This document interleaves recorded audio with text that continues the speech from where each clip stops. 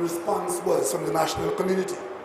Because we worked very hard during the last few months to be able to give that 3-hour speech to the nation as to what we are about going forward.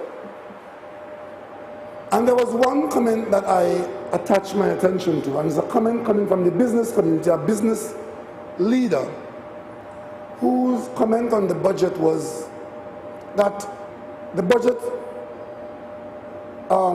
lacked something, and what it lacked was a stimulus package. Now that sounds very impressive, eh?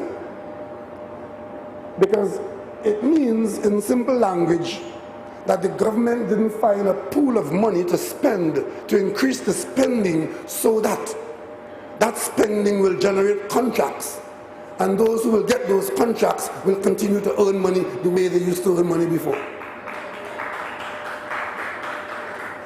And I said to myself, as long as that is the mentality, that is the mentality that will keep us where we are today. Because the budget yesterday was not about a stimulus package. Because unlike Barack Obama, who could have given the American community a stimulus package when their economy collapsed in 2009, we don't have a Federal Reserve Bank to print money and give you a stimulus package for years and maintain your problem. We don't have that. We have, on the other hand, the opposite. We have to be careful that we don't borrow money to make sure that to maintain our lifestyle and put ourselves into bankruptcy when we can't repay the money we borrow. And anybody who is telling us that the way out of our problem is to borrow money, to spend it on a stimulus package to maintain our lifestyle, as Lloyd Best would say, them is people to watch.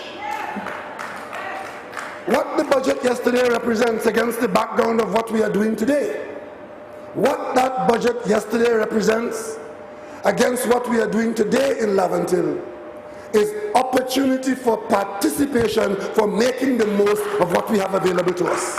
Opportunity. I have been in this country for a long time in the politics. I have been in a number of cabinets. I've listened to a number of budgets. There has been no budget read in this country, in the history of this country, where the participation of the nation in the national development has been more open than yesterday's budget. It opens the door to participation. And I say to you, the citizens here in Laventille and elsewhere in the country, we are going to have to do things differently. Every road to be built in this country has to be built by the government. Every school, every health center, every this, every that. Because in this country, for the last generation or two, we've grown up on the government. Well, you better begin to be weaned off the government, because the government's shoulder cannot carry the burden anymore. When the Minister of Finance tells you that the monies that we are likely to get coming in as revenue in 2017 is $37 billion, and you are told that the last government in 2015 had a budget of $63 billion, I know you in Laventille know the maths.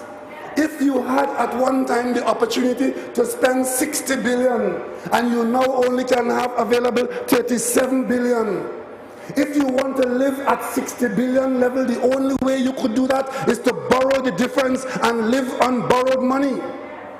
And of course, if you borrow and you can't repay, then I don't have to tell you what's going to happen. But what we're going to do is to make sure that we don't only convince ourselves that in the absence of money at $60 billion, there is no hope for a good and progressive life.